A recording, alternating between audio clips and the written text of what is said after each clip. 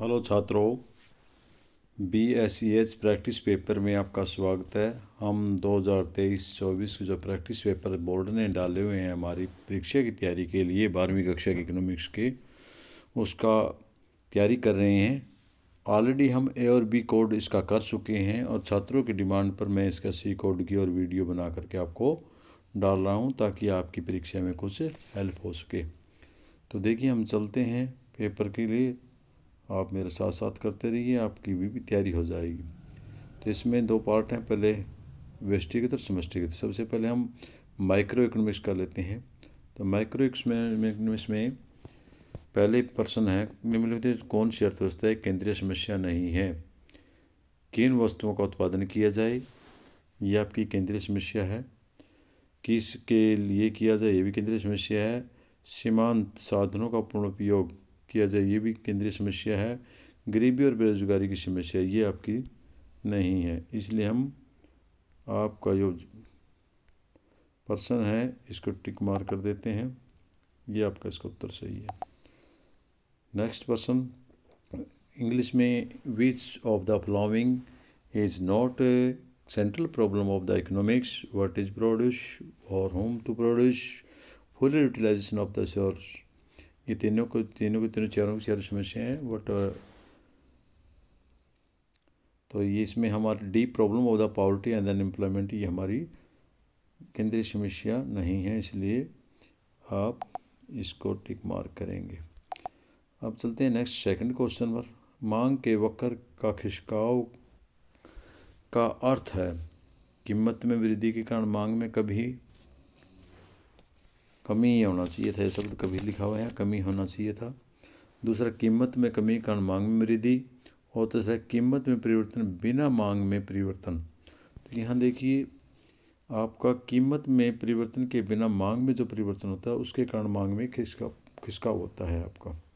तो हमारे यहाँ उत्तर क्या जाएगा?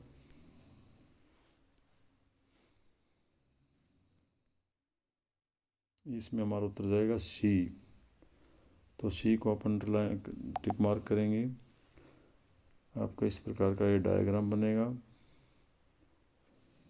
कीमत में कोई परिवर्तन नहीं है, कीमत में परिवर्तन के बिना कीमत है आपकी, ये है आपकी पी है, ये आपकी ये क्वांटिटी है, इसमें परिवर्तन हो जाता है आपकी, ये डिमांड वक्र है, ये है आपकी, ये हो गया। तो इस प्रकार इसमें परिवर्तन हो गया, कीमत में कोई परिवर्तन है, मांग में परिवर्तन हो गया। तो ये आपका इसका आंसर बनता है। यदि हम इंग्लिश मीडियम की बात करें तो इसमें है आपका पहला है शिफ्टिंग टू द डिमांड करो means decrease in the demand due to increase in price, increase in the demand due to decrease in price, change in demand without change in price. तो इनमें से, और अगला आपका है नॉन ऑफ दिस। तो इनमें से सी आपका ये आंसर बनता है। तो मेरे ख्याल में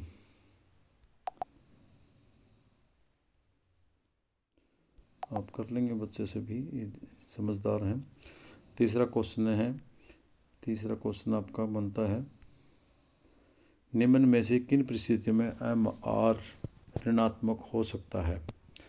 तो MR कब ऋणात्मक? जब MR बढ़ रहा हो नहीं, जब AR घट रहा हो। MR ऋणात्मक होता है जब ये घट रहा हो, बढ़ रहा हो तो ये घट नहीं रहा था। जब स्थिर हो तो ये शून्य होता है, बढ़ रहा तो ये बढ़ रहा होता है। जब MR पॉजिटिव होता है तो AR बढ़ रहा होता है, और जब MR शिथिल होता है तो इसके साथ ही होता है। तो आपका इसमें उत्तर रहेगा बी।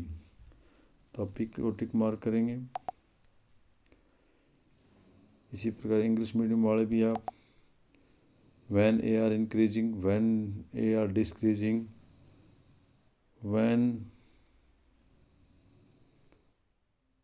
दो ऑप्शन कहाँ गए इसमें, दो नीचे आ गए, व्हेन AR कांस्टेंट शिथिल रहता ऑल ऑफ दिस। तो इसमें आप बी को ही टिक मार्क करेंगे जैसे कि आपने ए में किया है।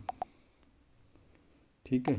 तो अगला प्रश्न आपका चौथा, सम छेद बिंदु पर फर्म की लाभ हानि होती है, शून्य, ऋणात्मक, धनात्मक, और इनमें से कोई नहीं। सम बिंदु न लाभ होता न हानि होती है, तो वहाँ पर सम छेद बिंदु पर लाभ हानि ना लाभ होता ना हानि, इसका मतलब शून्य होती है। तो आप शून्य को एक आपका उत्तर सही रहेगा, एक उत्तर टिक मार्क करेंगे। और इंग्लिश में भी आप 0 को टिक मार्क करेंगे। और अगले क्वेश्चन पर चलेंगे। पूर्ति वक्र जब खड़ी हुई सरल रेखा होती है तो यह क्या बताती है? जब खड़ी हुई रेखा होती है तो ये पूर्ण दोषदार बताती है।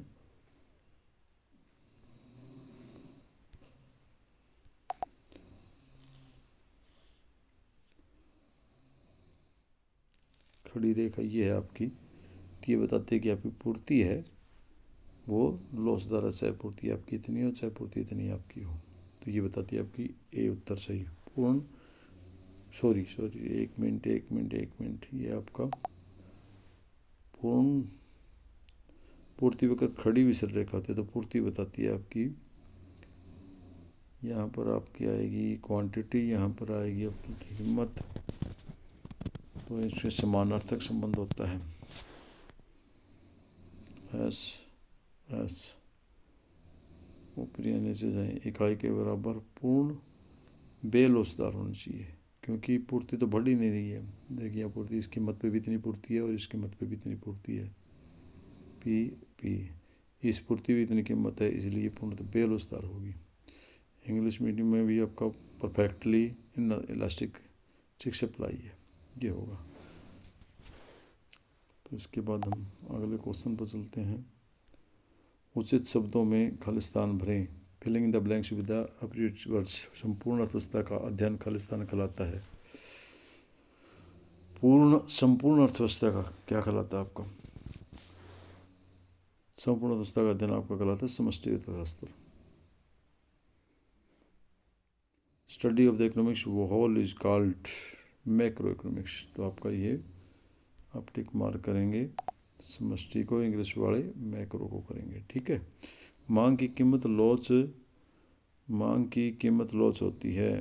तो ये 2 सूत्र दिए आपके कौन से? ये पहले वाला आपका सूत्र ठीक है, क्योंकि P/Q और डेल्टा Q/डेल्टा P होता है। तो आपका पहले वाला ठीक है, ये गलत है दूसरे वाला। इसमें P ऊपर दे रखे हैं और Q नीचे दे रखे हैं, उल्टे कर रखे हैं इन्होंने, इसलिए ये ठीक है आपका। इंग्लिश में भी आपका ये वाला ठीक है।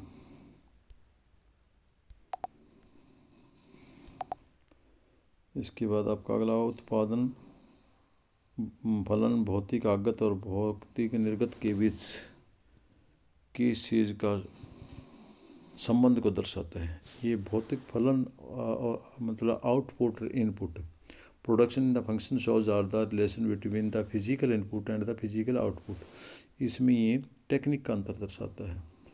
तो आप इसको करेंगे दोनों, इंग्लिश में टेक्निक और हिंदी में तकनीकी शब्द दोनों हो गया आपका टेक्निक। इसके बाद हम अगला प्रश्न पर चलते हैं। निम्नलिखित कथन वाला है आपका। 2 कथन दिए, कारण और ए दिए, जैसे हम पहले करा रहे हैं। तो इसमें विकल्प दिए हुए, यदि अभिकथन ए और कारण दोनों सही हैं तो ए उत्तर रहेगा। दोनों सही है लेकिन कोई व्याख्या नहीं करता बी रहेगा। अभिकथन ए सही है लेकिन कारण गलत है तो आपका सी रहेगा। और यदि अभिकथन ए गलत है और कारण ए सही है तो आपका डी रहेगा। तो इसमें से आप देखिए, आपका पहली लाइन आती है आपकी,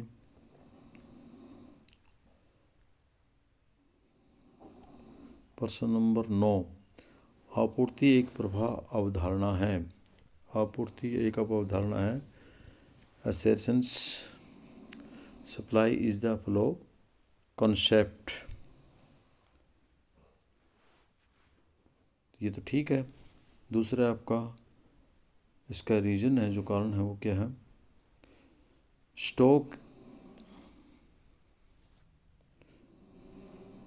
किसी वस्तु के स्टॉक से तात्पर्य उस वस्तु की कुल मात्रा से जो एक समय पर उत्पादक के पास उपलब्ध होती है। ठीक है, ये भी ठीक है। स्टॉक एक commodity refer to the total quantity of the commodity which is the available of the products at the point of time. एक पॉइंट का एक समय पर उत्पादक जितना भी वस्तु होती है उसको हम स्टॉक कहते हैं। और आपूर्ति एक प्रवाह की धारणा है।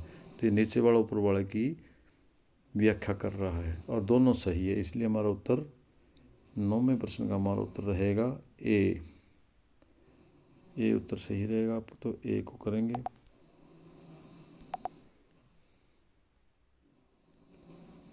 या आप 9 में के आगे लिख सकते हैं ए।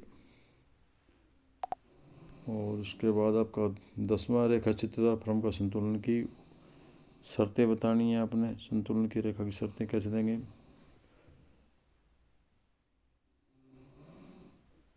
10वां क्वेश्चन, 9वां क्वेश्चन नहीं आ गया, 10वां क्वेश्चन इसने गलत लिखा हुआ है। यहाँ ऊपर लिखना चाहिए था 10, यहाँ 10 लिखना चाहिए था, यहाँ 10 लिखना चाहिए था इसने।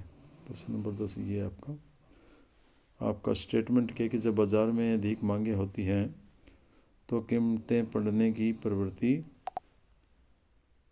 जब प्रश्न नंबर 10 ये भी कथन, जब बाज़ार में अधिक क्या होती है तो कीमतें बढ़ने की प्रवृत्ति होती है। ठीक, वस्तुएं ज़्यादा होती हैं तो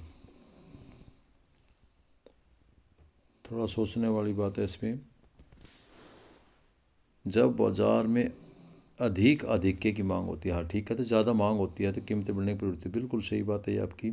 सरकार किसानों का आय को नियंत्रित करने के लिए अधिकतम कीमत तय करती है। अधिकतम, ये इससे कोई तालमेल नहीं है, बिल्कुल गलत है। सरकार की आय को, किसानों का आय को नियंत्रित करने के लिए नहीं करती, अधिकतम तय नहीं करती, ये बिल्कुल गलत है आपका ये। तो इसमें ये आपका ठीक है और ये गलत है, इसलिए आपका उत्तर बनेगा सी, क्योंकि इसमें आपने दिया हुआ था ऊपर देखिए C, assessment as to but R is false, ये था इसमें।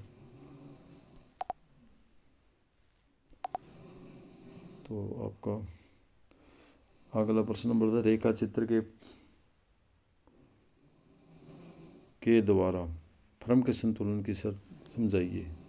तो यहाँ रेखा चित्र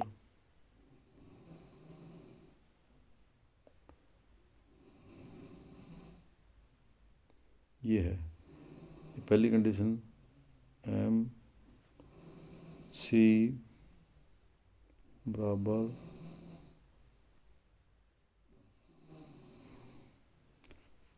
एम आर,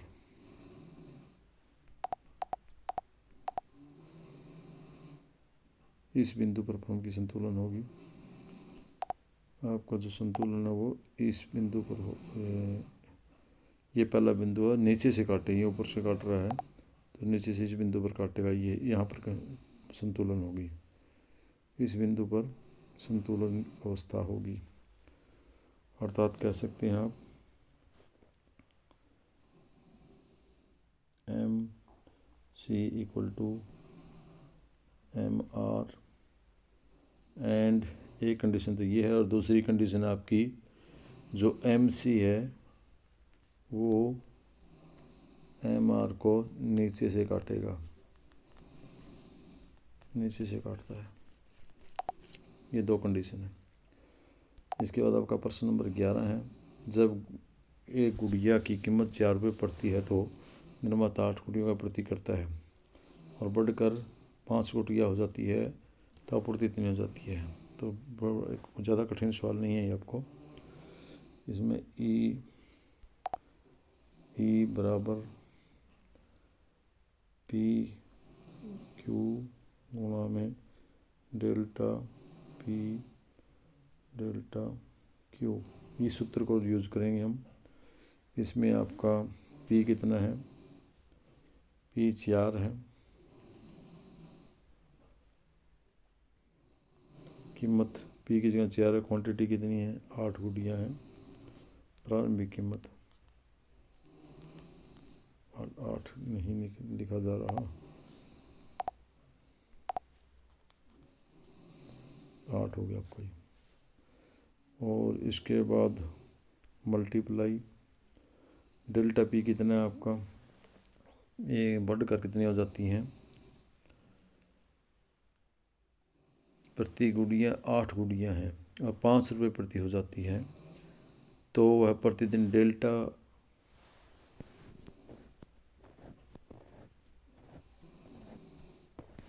इस फार्मूले में भी गलती कर गई, फार्मूले में गलती है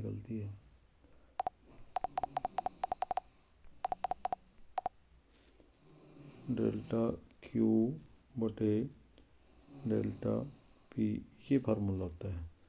तो हम यहाँ रखेंगे P हमारा है 4, Q हमारा है 8, P1 है हमारा 10 में से 8 गया 2, और डेल्टा P हमारा है 5 में से 4 गया 1।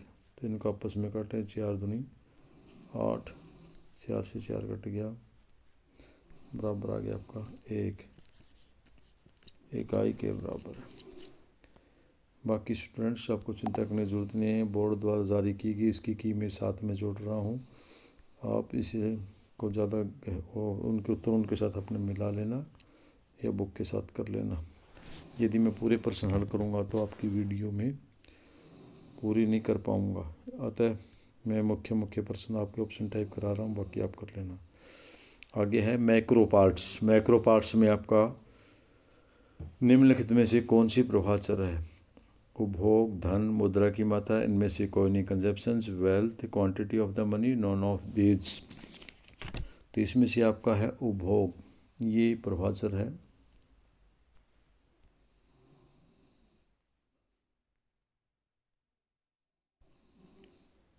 तो हम ए को करेंगे, कंजप्शंस को करेंगे।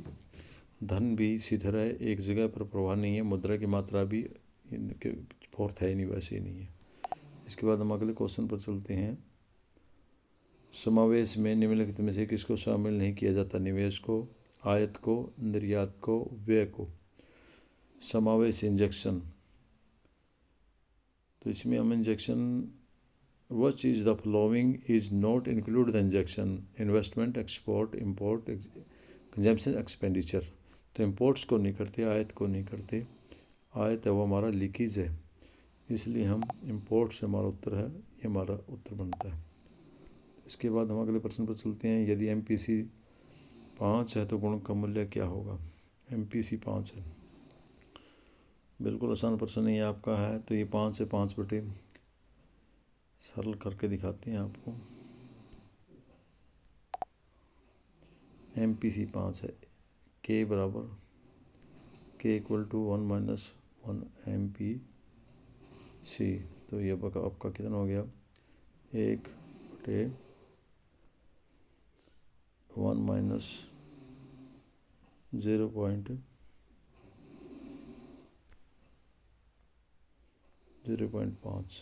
ये हो गया 10 ख़त्म करेंगे 10। तो ये आपका हो गया 1 गुणा में 10 बटे 5, 5 दूनी 10, तो आपका ये आया 2। तो आपका आंसर आया 2। तो ये आपकी MPC 5 0.5 है तो गुणक का मूल्य 2 आएगा। इजी क्वेश्चन है, आप कर लेंगे, ऐसी कोई बात नहीं। इसके बाद अगला प्रश्न आपका 22वां प्रश्न आपका बनता है। Which of the following theoretical difficult measurement the national income? 21वां, राष्ट्रीय आय को मापने में निम्नलिखित कौन सी कठिनाइयाँ नहीं है? नेगेटिव बचत क्षेत्र कीमतें, दोहरी गणना है। दोहरी गणना तो प्रतिफल की सहित सेवाएं, विदेशी कंपनियों की आय। तो इसमें सीधर लागते हैं, ये कोई कठिनाई नहीं होती। तो हमारा जो फिक्स प्राइस है ये हमारा आंसर आएगा। इसके बाद हम चलते हैं अगले क्वेश्चन पर। क्वेश्चन नंबर, भारत की रिजर्व बैंक की स्थापना कब हुई? अब शब्द गलत लिखा हुआ, कब हुई थी? तो ये 1935 में हुई थी। आपको वैसे ज़बानी याद हो गया, ये प्रश्न तो बार बार आ रहा है, तो आपका ऑप्शन सी होगा। When was the RBI established? 1935। रिक्त स्थान में पूर्ति करनी है, फिलिंग्स ब्लैक्स बनने आपने। मौद्रिक प्रभाव विभिन्न क्षेत्रों में खालिस्तान को प्रकट करता है, मुद्रा के प्रभाव को या सेवा के प्रभाव को? ये मौद्रिक प्रभाव में मौद्रिक मुद्रा के प्रभाव को प्रकट करता है। Money flows in the real in the difficult in flow of the money. तो हम इसको करेंगे टिक मार्क और नेक्स्ट क्वेश्चन पर चलेंगे। 24वां क्वेश्चन है, प्रत्यक्ष कर और आर्थिक की सहायता के अंतर को क्या कहते हैं? The different between the direct tax and the subsidy is called net. Indirect tax naval अप्रत्यक्ष कर, नेट भी बोल देते हैं इसे संक्षेप में, NIT नेट। इसके बाद अगला प्रश्न आपका, स्वचालित खालिस्तान में परिवर्तन से स्वतंत्र है। आय या उपभोग, सब चलित आय होती है, उपभोग नहीं होता। तो ये हमारा, या autonomous investment depend on the change in the income. तो हमारा जो आंसर है वो इनकम है। तो इनकम को आप टिक मार्क करेंगे और अगले प्रश्न पर चलेंगे। अगला प्रश्न आपका है स्टेटमेंट का। तो देखिए पहली स्टेटमेंट दी हुई है, यदि दोनों सही हैं और आर ए की व्याख्या करता है ए उत्तर रहेगा। यदि ये दोनों सही आर ए की व्याख्या नहीं करता बी रहेगा। और ए सही है लेकिन आर गलत है सी रहेगा। ए गलत है और आर सही, कारण सही है तो आपका डी रहेगा। अब हम स्टेटमेंट पढ़ते हैं। स्टेटमेंट क्या है? स्टेटमेंट आपकी है एस इज ट्रू। अच्छा, ये तो उसकी व्यापार, जब व्यापार संतुल घाटे में होता है तो भुगतान संतुल घाटे में नहीं होता। जब व्यापार संतुल घाटे में होता है तो भुगतान संतुलन, ठीक बात है, ये नहीं होता है, ठीक है स्टेटमेंट। और आपका कारण है इसका व्यापार संतुलन ओ पी बी खाते का हिस्सा है, इसलिए इसको इससे पूरा किया जाता है, इसलिए इसका कारण है। तो इसका मतलब ये आपका ए ठीक बनता है। तो आप इसका उत्तर लिखेंगे ए। ये वाला इसका ठीक है, ये वाला ठीक है। या आप इसमें लिख सकते हैं ए उत्तर 26वें का, ए लिख सकते हैं इसका। इसके बाद आप आगे चलते हैं 27वें प्रश्न पर। विदेशों से प्राप्त धन विदेशों से प्राप्त साधन आय भारत की घरेलू आय का हिस्सा नहीं है। बिल्कुल ठीक है, राष्ट्रीय आय का हिस्सा होता है, घरेलू का हिस्सा नहीं होता। यह भारत की घरेलू सीमा से उत्पन्न होती है, ये भी ठीक है। और ये ऊपर ले का कारण भी है, इसलिए हमारा उत्तर ए ही ठीक है। इसका भी आपका आंसर ए ही बनेगा। तो आपने इसका ए लिखना है। और उसके बाद आपका ये क्वेश्चन आ गए हैं, प्रश्न आ गए। इन प्रश्नों को यदि मैं हल करने लगा, बताने लगा तो आपका काफ़ी टाइम लग जाए। इसके लिए मैं बोर्ड द्वारा जारी की कुंजी इसके साथ में जोड़ रहा हूँ, जिसमें आप इनके प्रश्नों के उत्तर देख सकते हैं।